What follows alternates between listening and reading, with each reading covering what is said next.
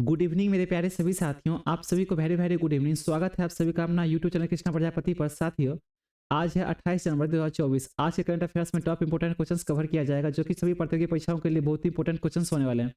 चाहे आप किसी भी एग्जाम की तैयारी करते हो, यूपीएससी, एसएससी, रेलवे, पुलिस या किसी भी डिफेंस एग्जाम की तैयारी करते हो, तो सारे क्वेश्चन आपके लिए इंपोर्टेंट क्वेश्चन होने वाले हैं। चलिए साथियों, सारे क्वेश्चन एक एक करके कवर करेंगे। आज का जो पहला क्वेश्चन है, हाल ही में किसके द्वारा हायर एजुकेशन पर ऑल इंडिया सर्वे रिपोर्ट 2021-22 जारी किया गया है?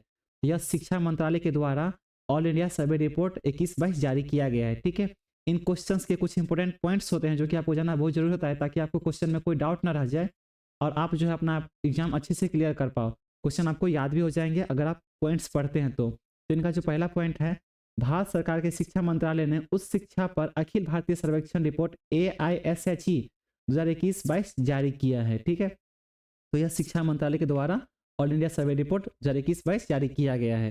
चलिए साथियों, अगला क्वेश्चन, हाल ही में किस कंपनी को पेमेंट एग्रीगेटर के लिए मंजूरी दी है? तो पेमेंट एग्रीगेटर के लिए मंजूरी जोमेटो कंपनी को दी गई है। ठीक है, यह किसके द्वारा दिया गया है? तो इनका पॉइंट हो आप जान लीजिए, आपको पता चल जाएगा। इनका जो पहला पॉइंट है, रिजर्व बैंक ऑफ इंडिया यानी कि आरबीआई ने 24 जनवरी 2024 को online food delivery company Zomato को पेमेंट एग्रीगेटर के रूप में काम करने के लिए मंजूरी दे दी है।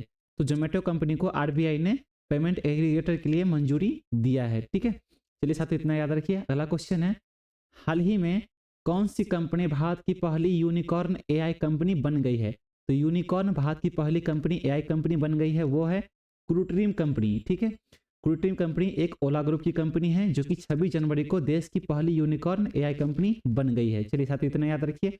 अगला क्वेश्चन है, लगातार छठी बार बजट पेश करने वाली कौन सी मंत्री है? तो बजट पेश करते हैं यानी कि वित्त मंत्री। वित्त मंत्री अभी कौन है? तो निर्मला सीतारमण जी है, उन्हीं के द्वारा बजट पेश किया जाएगा। तो लगातार छठी बार बजट पेश करने वाली है। ठीक है, इनके कुछ इंपोर्टेंट पॉइंट है वो आप जान लीजिए। पहला पॉइंट है, वित्त मंत्री निर्मला सीतारमण 1 फरवरी को बजट पेश करते ही लगातार छठी बार बजट पेश करने वाले दूसरी वित्त मंत्री हो जाएंगी। ठीक है, तो दूसरी वित्त मंत्री जो है निर्मला सीतारमण छठी बार बजट पेश करने वाले दूसरी वित्त मंत्री हो जाएंगी। ठीक है, पहले कौन थे? तो पहले मोरारजी देसाई थे, जिन्होंने 10 बजट पेश करने का गौरव प्राप्त किया था, जो कि अभी तक किसी भी वित्त मंत्री द्वारा सबसे अधिक है। ठीक है, तो सबसे ज़्यादा जो मोरारजी देसाई ने है 10 बजट पेश कर चुके हैं। अभी छठी बार जो है लगातार छठी बार वित्त मंत्री पेश करेंगी। ठीक है, चलिए इनका जो दूसरा पॉइंट है, निर्मला सीतारमण भारत की पहली पूर्णकालिक महिला वित्त मंत्री हैं। हालांकि इंदिरा गांधी ने प्रधानमंत्री पद पर रहते हुए अतिरिक्त कार्यभार के रूप में यह मंत्रालय संभाला था। तो इंदिरा गांधी प्रधानमंत्री जब बने थे, उस समय प्रधानमंत्री के पद पर रहते हुए भी वह वित्त मंत्री का कार्य संभालती थी। लेकिन अभी निर्मला सीतारमण जी है जो कि वित्त मंत्री बजट पेश करेंगी 1 फरवरी को। चलिए इनका जो अगला पॉइंट है, मोरारजी देसाई जिन्हें 10 बजट पेश करने का गौरव प्राप्त है, जो किसी भी वित्त मंत्री द्वारा सबसे अधिक है। तो मोरारजी देसाई जो है 10 बजट पेश कर चुके हैं पहले। ठीक है, इनसे पहले तो वित्त मंत्री निर्मला सीतारमण जो है वो छठी बार करेंगी, तो ये भी प्रोसेस चल ही रही है। तो 1 फरवरी को सीतारमण वित्तीय वर्ष 2024 और 25 के लिए अंतरिम बजट पेश करेंगी। अंतरिम बजट का आमतौर पर वोट ऑन अकाउंट कहा जाता है। तो बजट को क्या कहा जाता है? तो बजट को वोट ऑन अकाउंट कहा जाता है। ठीक है, उसमें कई तरह के इंफ्रास्ट्रक्चर, मैन्युफैक्चरिंग, इस सब पे बजट लेके आते हैं। ठीक है, तो यह छठी बार बजट पेश किया जाएगा, वो भी निर्मला सीतारमण जी के द्वारा। 5 बार वो कर चुकी है, अब ये छठी बार होंगी। चलिए अगला क्वेश्चन देखेंगे, हाल ही में राष्ट्रीय भौगोलिक दिवस 2024 कब मनाया गया है? तो राष्ट्रीय भौगोलिक दिवस 2024 27 जनवरी को मनाया गया है। ठीक है, हर साल 27 जनवरी को राष्ट्रीय भौगोलिक दिवस यानी कि नेशनल जियोग्राफिक डे के रूप में मनाया जाता है। ठीक है, अगला पॉइंट है, साल 1888 में राष्ट्रीय भौगोलिक दिवस को मनाने की शुरुआत हुई थी। तो कब से शुरुआत हुई है राष्ट्रीय भौगोलिक दिवस मनाने की शुरुआत? तो 1888 से चल रही है ये राष्ट्रीय भौगोलिक दिवस। ठीक है, इनका जो अगला पॉइंट है, इस दिन को मनाने का उद्देश्य है नेशनल जियोग्राफिक मैगजीन को समर्पित किया जाता है। तो इस दिन को क्यों मनाते हैं? तो क्योंकि नेशनल जियोग्राफिक मैगजीन के लिए ही मनाते हैं। ठीक है, इनका जो अगला पॉइंट है, नेशनल जियोग्राफिक सोसाइटी विज्ञान, शिक्षा और टेक्नोलॉजी के क्षेत्र में असाधारण व्यक्तियों को कई पुरस्कार देकर सम्मानित करती है।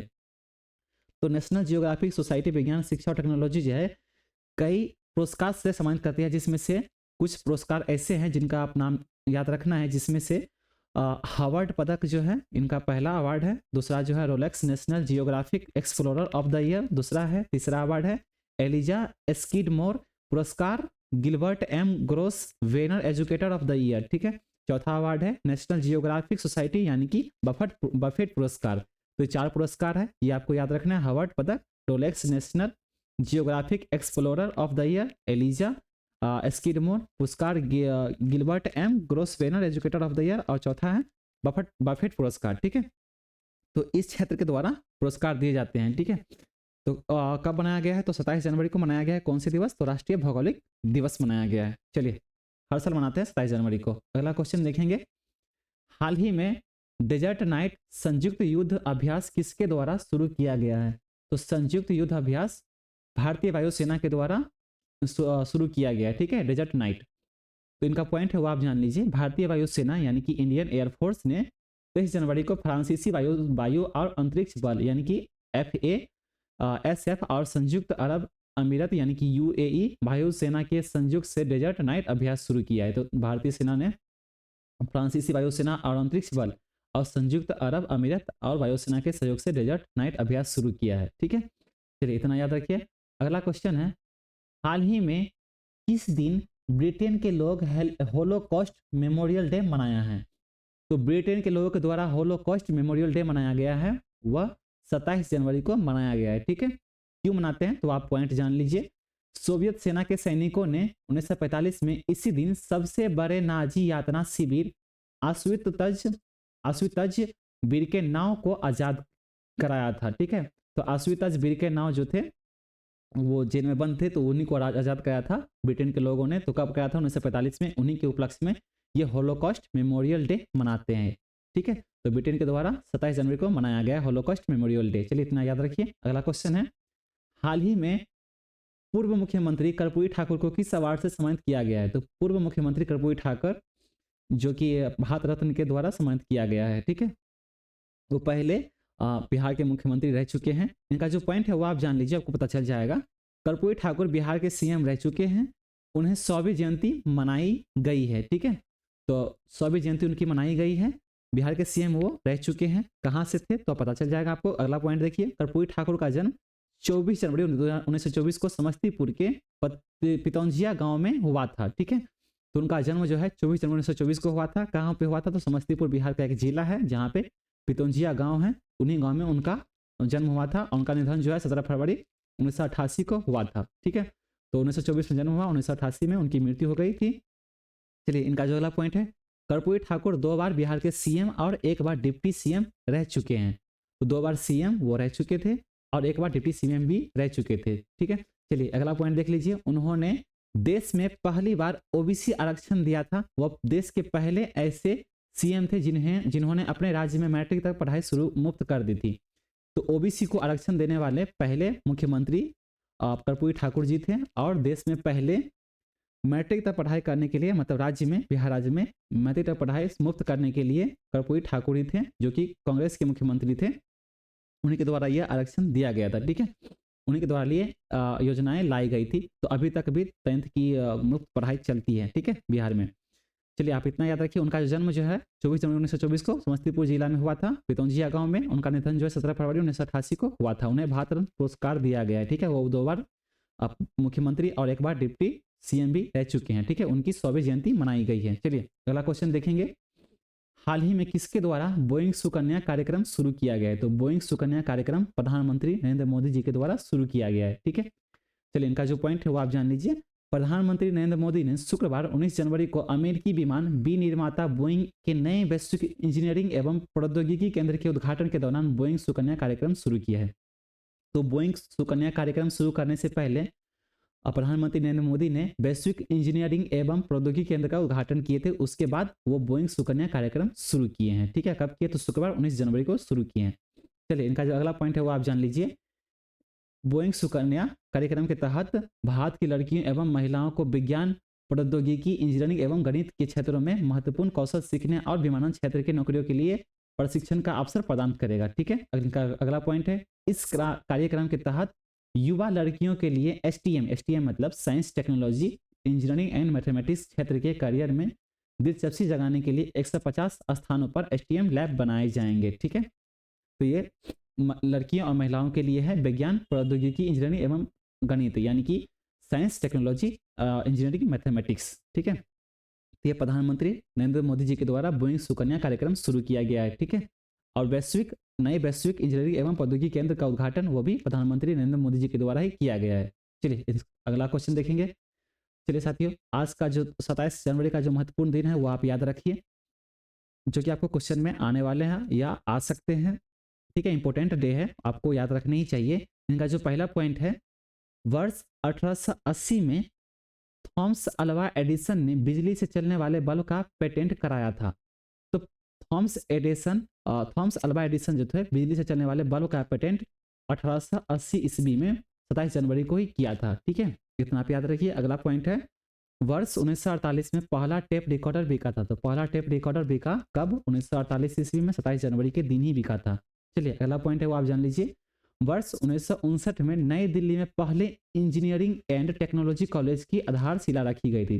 तो नई दिल्ली के पहले इंजीनियरिंग एंड टेक्नोलॉजी, अभी तो कई सारे कॉलेज हो चुके हैं, लेकिन पहले इंजीनियरिंग एंड टेक्नोलॉजी कॉलेज जो है वो 27 जनवरी 1949 में ही रखी गई थी। ठीक है, चलिए शुरुआत हुई थी।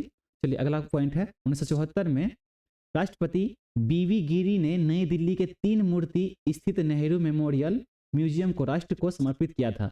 तो नई दिल्ली के तीन मूर्ति स्थित नेहरू मेमोरियल म्यूजियम को राष्ट्र को समर्पित किया था। वो किसके द्वारा किया गया था? तो राष्ट्रपति बीबी गिरी के द्वारा किया गया था। कब किया गया था? तो वर्ष 1974 में 27 जनवरी के दिन ही किया गया था। चलिए अगला पॉइंट है, 1988 में पहली बार हेलीकॉप्टर डाक सेवा का उद्घाटन किया गया। तो डाक सेवा यानी कि पोस्ट सेवा जो है वो पहली बार जो है हेलीकॉप्टर के द्वारा कब किया गया? तो 1988 में 27 जनवरी को ही किया गया था। ठीक है, तो पहली बार जो है हेलीकॉप्टर डाक सेवा का उद्घाटन 1988 ईस्वी में 27 जनवरी के दिन ही किया गया था। तो इतना पॉइंट है, इंपॉर्टेंट पॉइंट थे, वो आपको याद रखने हैं। चलिए साथियों, आज के लिए इतना ही। साथियों, थोड़ा सा करंट अफेयर्स में डिले हो जाती है, तो थोड़ा सा टेक्निकल इश्यू चल रहा है। मैं भी अपना जगह छोड़ के मैं कहीं और आ चुका हूँ, इसके लिए थोड़ा सा प्रॉब्लम हो जाती है, डिले हो जाती है। तो ये निरंतर क्लास चलेंगी। ठीक है, तो आप चैनल पर अगर नए हैं तो चैनल को सब्सक्राइब कर लीजिए, बेल आइकन को हिट कर लीजिए। आप पहले से सब्सक्राइब कर लिए हैं तो क्लास को आप लाइक कर दीजिए, दूसरे साथियों के साथ भी शेयर कर दीजिए। ठीक है, करंट अफेयर्स है आपके लिए बहुत ही इंपॉर्टेंट चीज़ होता है, क्योंकि एग्जाम में आपको 25 मार्क्स जो होते हैं ना, वो करंट अफेयर्स से लिया जाता है। तो आपको कुछ करंट अफेयर्स तो पढ़ने ही पढ़ने हैं। ठीक है, और भी क्लासेज आने वाली है, तो मैं थोड़ा टेक्निकल इश्यू में फंस गया हूँ, तो जैसे ही निकलता हूँ मैं इससे बाहर, तो सारे निरंतर क्लास इस पर चलेंगी। ठीक है, जैसे कि UP police, SSCGD, current affairs, ये रेलवे का, ये मतलब सारे जितने भी क्लास आते हैं, एक क्लास के क्वेश्चन आंसर आपको यहाँ पे मिलेंगे। ठीक है साथियों, आप चैनल पर नए हैं तो सब्सक्राइब कर लीजिए, बेल आइकन को हिट कर लीजिए। आप भविष्य में हमसे जुड़े रहने के लिए कृष्णा प्रजापति यूट्यूब चैनल को सब्सक्राइब कर लीजिए। ठीक है, चलिए साथियों, आपके समर्थन के लिए धन्यवाद। आपका दिन शुभ हो। धन्यवाद, थैंक यू।